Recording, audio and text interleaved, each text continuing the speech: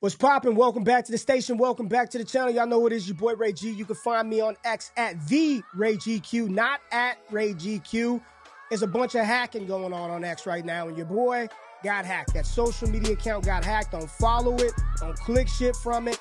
Go to at the Ray GQ. I promise y'all, I ain't that damn arrogant. Account got hacked. Got to get something new. Got to make sure the people are following some of the dopest draft content out there for free. So go to X right now, at the Ray GQ. Hit that follow button.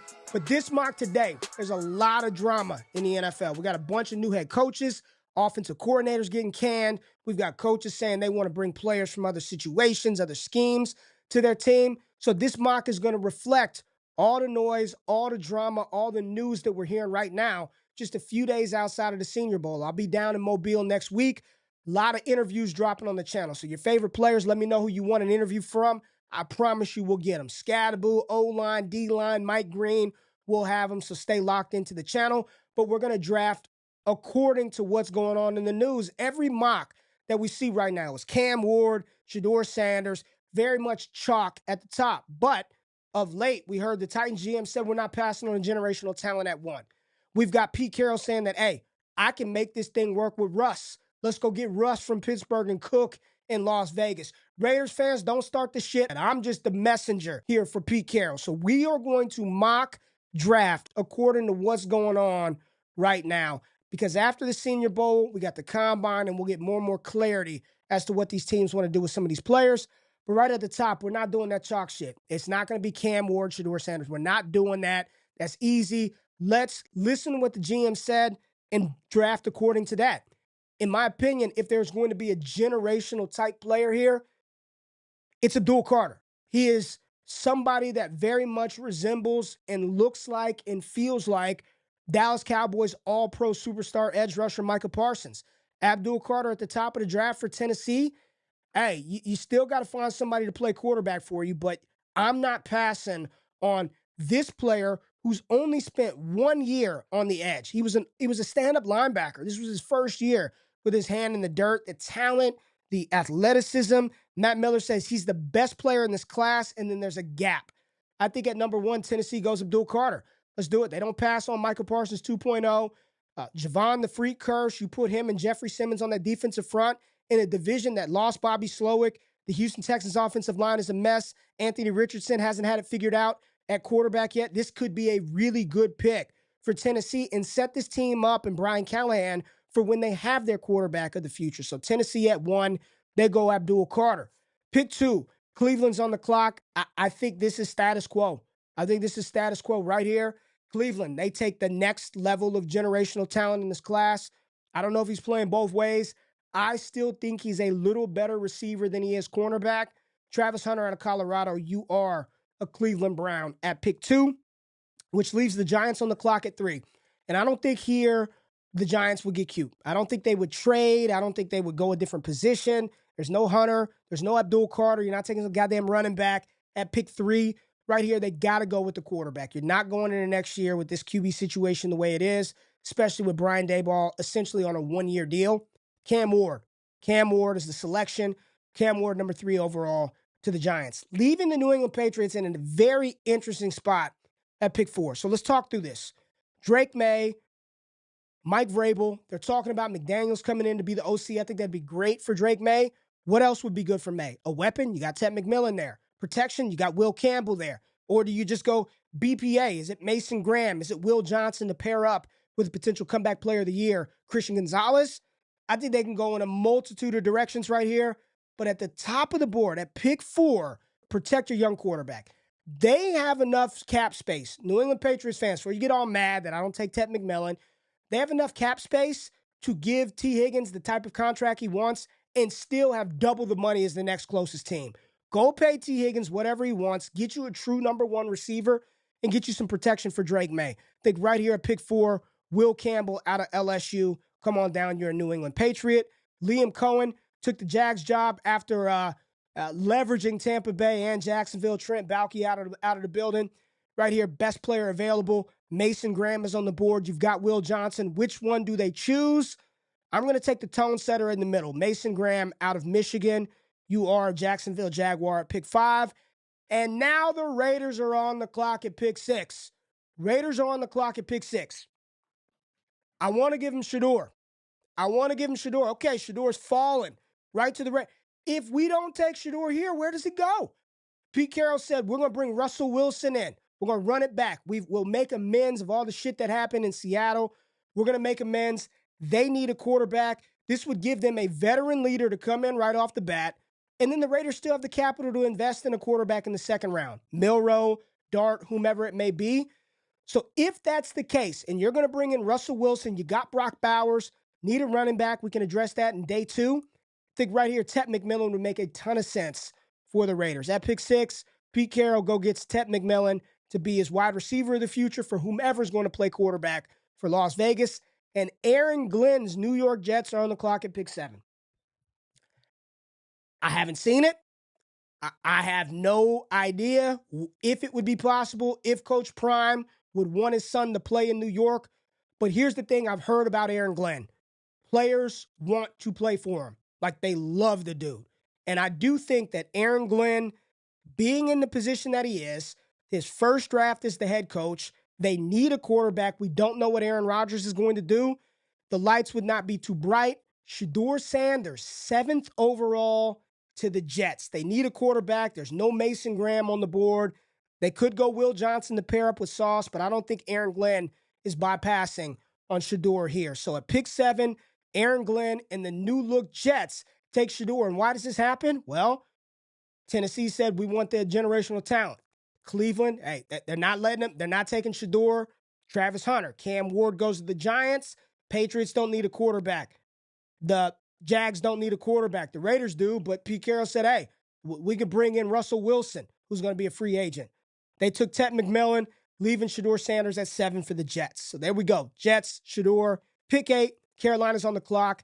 Edge rusher, defensive back, positions of need. This D-line class is deep. This D-line class is deep. And James Pearce was a player that me and DP mocked to the Carolina Panthers in our last mock. Will Johnson's on the board. It's hard to pass that up when you've got such a technician like Will Johnson. And I think BPA, even though they need D-line, I feel like we can find that a little bit later. The cornerback class after Will Johnson, you got a lot of question marks. Injured Benjamin Morrison, Javon Rebels coming off an injury. Amos, you've got Jahdae Barron. I'm going to take Will Johnson here. I think this would be a pleasant surprise for Carolina to be able to get this guy at pick 8. So Will Johnson going to Carolina at pick 8, leaving New Orleans on the clock at 9. And I said that I love this fit. I love the player, and I was going to make the selection in my next mock. Damian Parson from Bleacher Report nailed it. They don't have a tight end under contract. Get whomever's going to be your quarterback, an easy button. Tyler Warren doesn't make it to the Colts. He's gone. Right here, New Orleans Saints take Tyler Warren, Penn State tight end, leaving the Bears on the clock at 10. Bears got Ben Johnson from the Lions. Everyone's talking about it. He needs his Jahmyr Gibbs. He needs his guy. It's not DeAndre Swift. I believe Swift and Ben Johnson crossed paths for a year in Detroit. Best running back in this draft is Ashton Jeanty out of Boise State. How does Ashton Jeanty help Caleb Williams, take pressure off of Caleb? They need offensive line help, continue to build the interior of the front with the guard and center position. But I think right here, getting the 5th overall player according to PFF and Ashton Jeanty at pick 10, I'm not saying I would do it, but I can definitely see this happening with Ben Johnson in Chicago right now. So Ashton Jeanty, number 10 overall to the Chicago Bears, leaving the Niners in a really good spot. So many good players on the board for San Francisco here. But I think offensive line is where we want to focus in. Josh Conerly, you got Kelvin Banks. Do they want a true tackle, or do they want a tackle that can reduce down inside to guard? And I think that Kelvin Banks out of Texas makes a lot of sense for San Francisco here at pick 11. So we're going to go Kelvin Banks to 49ers at 11. This puts my Dallas Cowboys in prime position to upgrade this team in a significant way. And wide receiver, running back, those have been common positions tied to the Dallas Cowboys. But I believe that one of their biggest needs is finding somebody to take pressure off of Micah. They try to do that with Mozzie Smith on the interior. He has not gotten it done. Tank Lawrence, when he's on the field, he's a beast. They drafted Marshawn Nealon last year. But ain't none of them dudes like Mike Green. Mike Green out of Marshall, I think he is a dominant edge rusher. Would love to see him playing opposite Micah Parsons, getting that tutelage from Tank Lawrence. Let's go Mike Green out of Marshall to Dallas. They need edge rusher. We'll address receiver in round 2. We'll address running back in round 3. But getting a talent like Mike Green here, I'm taking him over Luther Burden. Like, don't give me Luther Burden over Mike Green. I want this freak. And I'll make sure I'll get some interviews of him from in Mobile for y'all as well. I want this cat in Dallas. We're going to ask him how he compares and how he would like to line up next to Mike. I'm going to make sure I ask him that question next week. Mike Green, number 12 overall to the Dallas Cowboys. Miami on the clock, pick 13. Safety, guard, tackle, interior defensive line, a lot of good players, but Malaki Starks fits the bill. Malaki Starks going there to help champion that defense with Jalen Ramsey. You got to get that pressure up front. I like Starks out of Georgia. Best safety in this class, bar none. Top 10 player overall in this class, in my opinion. Falling to Miami at 13. Nice pick for the Dolphins. 14, Tyler Warren to the Colts has been a fit and a scheme that we've been mocking up for months, right? But he's gone. He's off the board. 9. The Saints said, we want him. Colts are on the clock at 14. What do? Do they help Anthony Richardson out, or do they improve other areas of their defense? I think they go to the other areas. I don't think it's a tight end. I don't want to force Colston Loveland here at 14. You've got James Pearce. You pair him up with Latu. You've got a nasty up front defensive line, young defensive line. You go interior with Kenneth Grant, Jalen Walker, still available. I know PFF has him lower, but we're not going to do that. We're not going to keep him down in the 50s. I think right here, best player available, James Pearce. I don't know why there's hate on James Pearce. I want him. 43 pressures, even though he didn't have double-digit sacks in the SEC. James Pearce is a stud. You put him next to Latu. Yeah, you could have gone cornerback, but I want Ben Morrison's medicals before I mock a cornerback that has that type of injury this high up. That hip and knee, all this stuff's got to clear out for Morrison, okay? James Pearce to Indy at 14, which leaves the Falcons here at 15 in an interesting spot, okay? Wide receiver, edge, linebacker, and corner. I know they got to get after the quarterback, but I think Ellis, and they've got another young defensive lineman that started to generate some pressure, still got to address that. But the D-line class is stacked in 2025. I think the ultimate chess piece move right here is getting Michael Penix weapons. I don't want to go into next year with Ray McLeod and Drake London and Mooney. It's okay.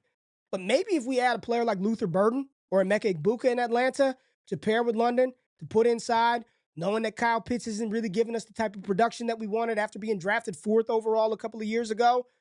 LB3, Drake London, Michael Penix, Bijan Robinson, Tyler Algier, who the hell is stopping that offense in the NFC South?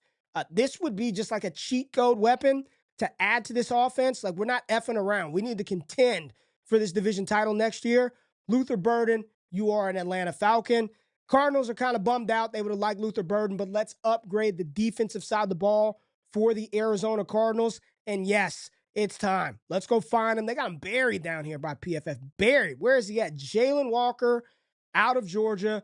Guard, tackle positions of need for the Cardinals as well. We could look at offensive line, but D-line. And Jalen Walker's position is linebacker, but he moves, and he plays on the edge. He's an off-ball, like outside, edge rushing, mold of clay type player. I love Jalen Walker. Violent hands. I believe Mel Kiper had him 8th overall to Carolina in his last mock. So for him to fall to 16 to the Cardinals, I think they'd be really happy to get this kid in their program. Cincy on the clock at pick 17. They're not taking a damn wide receiver. They're paying Ja'Marr Chase the most money ever at wide receiver because he's that good. We got to protect Joe Burrow. Protect Joe Burrow or get after the quarterback. Protect Joe Burrow or get after the quarterback. You got Michael, Kenneth Grant, Shemar Stewart. But I think Armand Membou would also be a dope fit in Cincinnati. I mean, Jack Sawyer, we can go edge there. We're going tackle with Membou. We need to keep Joe Burrow upright. We got to keep Joe Burrow, our MVP candidate, upright. And there are some scouts who say Membou could be a top 10 pick before it's all said and done. Love the kid out of Missouri, SEC production. Let's go. Protect Joe Burrow. Keep the MVP candidate upright. Seattle on the clock at pick 18. The people told me, Ray, they ain't taking no damn Tyler Booker that high. They're not taking a guard. They don't prioritize or value that position that high. Would they value a tackle? Josh Simmons is a tackle that most scouts say, had he not been injured, he would be tackle one off of the board. You've got Josh Conerly as well out of Oregon. Let's go with the familiarity of Conerly in Oregon. I believe Matt Miller came out today to say one of his favorite players in this class. So Josh Conerly out of Oregon stays in the Pacific Northwest, goes to Seattle to help that offense out. Tampa Bay on the clock at pick 19. Edge rusher is what they need, and they are in edge rusher utopia right here. Where do you want to go? Hey, how do you want it? Michael, Shemar, Sawyer? They're all great. They're all incredible talents. I think the one that I'm most intrigued about seeing next week is Shemar Stewart from Texas A&M, 6'6", 290, and he plays like he's 250. Yeah, I want that guy. And in Tampa Bay, that defense, I trust Todd Bowles. Shemar Stewart would probably fit really well down in Tampa. He's coming off the board at pick 19. Leaving Sean Payton in Denver on the clock here at 20. Wide receiver, tight end, linebacker, safety, positions of need. It's all about Bo Nix. Equip your young quarterback with skillful playmakers. You've got Emeka Egbuka. I love the receivers, but you know what? I think Vele, Sutton, Mims are okay enough to get us to round 2 before we look at wide receiver. I'm not going to pass on a tight end. I'm not going to pass on Colston Loveland here, who should be in contention and running for the first tight end off of the board with Tyler Warren. Give Bo Nix his easy button. They don't have a damn tight end. Colston Loveland can play, hand in the dirt, split out, H-back, everything. Day one starter, love it. Colston Loveland in Denver. Sean Payton's got his guy. And when he had a tight end in Jimmy Graham, you know how good that Saints team was. I love Colston Loveland. Pittsburgh's on the clock at 21. All signs pointing to Justin Fields being the signal caller in 2025. If that's the case, let's make sure he's got options that are going to be open and available and catch the goddamn ball. Not George Pickens, who can't be relied upon consistently. Emeka Egbuka is a match made in heaven. He's going to do the dirty work. He will block. He will run. He's going to run through tackles. He's a sure-handed route technician, and he's going to be a day one pick. One of my favorite players in this class. I don't think he will bust. Emeka Egbuka to Pittsburgh at 21. Sign me up. Chargers are on the clock at 22. I mocked a running back there 5 mocks ago, and Chargers fans said, we don't need that, Ray. We don't need that. We need other positions. And we saw what happened to Justin Herbert in the playoffs. He was just beaten to shit. I know they took Joe Alt last year. Offensive line combinations were a mess. That wide receiver 2 spot is a problem. QJ is a problem. Ladd McConkey's a stud. He's going to be a star in this league, but he can't do it by himself. Tight end would be a great fit. If Colston Loveland was here, sure, you can go that route. They need defense. They're still good defensive linemen, but I think going to find a wide receiver to complement the things that Herbert does well, things that they want to do inside that offense, and what Ladd McConkey doesn't do, which he does just damn near everything. He's going to rise, folks. DP had him 12th overall to Dallas in the last mock. Matthew Golden to LAC. It's a position of need. We can upgrade the running back in round 2. Matthew Golden at 22 to the Chargers. Green Bay's on the clock at pick 23. Christian Watson's hurt. They need receiver help. They need cornerback help. They need offensive line help. What do the Packers do here? I know all Packers fans continue to tell me they've got an archetype of cornerback that they like, and we don't know what's going to happen with Jair Alexander, and maybe Barron doesn't fit the traditional size of the type of corners that the Green Bay Packers typically go after. But without the medicals, I don't want to put Morrison here. I've done this before. So why not get a player? Why not snipe your NFC North rival, Minnesota Vikings, with Jahdae Barron out of Texas? So right here, Jahdae Barron, you are a Green Bay Packer. And the Minnesota Vikings are like, damn it, because that's who we wanted. We wanted Jahdae Barron here. Would have been a really good fit for the Vikings. But we'll look at some other positions. Guard, D-line, cornerback. Kenneth Grant fits a position of need. Get him inside, free up those edge rushers for Brian Flores. You can go Josh Simmons, tackle out of Ohio State. I still think the Vikings are in a good spot here. So right here, we're going to go interior defensive line. Kenneth Grant out of Michigan, going to Minnesota to solidify that middle of that defensive front, help solidify that, fortify that, and we'll look at the running back position in round 2 once we get there. Houston, this is easy. Either protect, you got to protect your damn quarterback. C.J. Stroud needs protection. They just fired Bobby Slowick. Josh Simmons, a lot of people say would have been the tackle one had he not been injured. Let's get C.J. Stroud some protection. Josh Simmons out of Ohio State. Come on down. 26, the Rams are on the clock. Tight end, tackle, linebacker, and corner. Positions of need for the Rams, and they are building a very, very good defense in L.A. So let's take a look at the tight end position to see who's available. Ooh, love Fannin. Gunnar Helm is dope. Mason Taylor, my tight end 3 in the class. Let's go to tackle position to see what offensive tackles are available. Cam Williams, Ariante Essery, a little bit lower. But Arizona's tackle, Jonas Salavina, this is a player that I continue to see mocked in round 1 of mocks. And I think when it's all said and done, when you are, take a look at this, 6'5", 300 and damn near 40 pounds with the ability to play tackle, play some guard. And the Rams have a nice young offensive line core. Let's just continue to add. Now, McVay did come out today to say, I want clarity on Stafford sooner rather than later. Could they go with a receiver to replace Cooper Kupp, who may not be in L.A.? Sure, but I don't want Ale Manor right now. No Restrepo, no receiver, Trey Harris, that I would take at 24. And linebackers, no. Cornerbacks, if Ben Morrison is healthy, that's the pick. If Ben Morrison is healthy, that is the pick. So let's go with that. Ben Morrison's medicals check out. They didn't check out for Green Bay, but they checked out for L.A. L.A. Rams take Ben Morrison, who profiles, 6 foot, 190 pounds. He's an outstanding corner. Declared for the draft. Ben Morrison, 26th overall to the Rams, leaving the Ravens on the clock at pick 27. Receiver, tackle, edge, and cornerback. Positions of need for Baltimore. Siobhan Revel. Love him. Do the medicals clear? If they do, 6'3" damn cornerback. Yeah, he feels like a Baltimore Raven type of guy, but they picked Nate Wiggins in round 1 last year, cornerback out of Clemson. I don't know what's going to happen with Marlon Humphrey. They had Tre'Davious White out there trying to defend players. Bogus call against him in that game against Buffalo. Jack Sawyer, you got Michael Williams. Receiver, there's just not a guy that I'm taking here for Baltimore at 27. And knowing the Ravens and their MO, this could be a spot where they move back. They always do that, but that's not the exercise. So right here for Baltimore, because the offense is going to be run back, let's continue to improve that defense. Let's go with Siobhan Revel out of East Carolina, 6'3". They go back-to-back defensive backs in back-to-back years. If Revel clears, he's a first-round pick easy. The size, the speed, the athleticism, the talent, medicals just have to clear.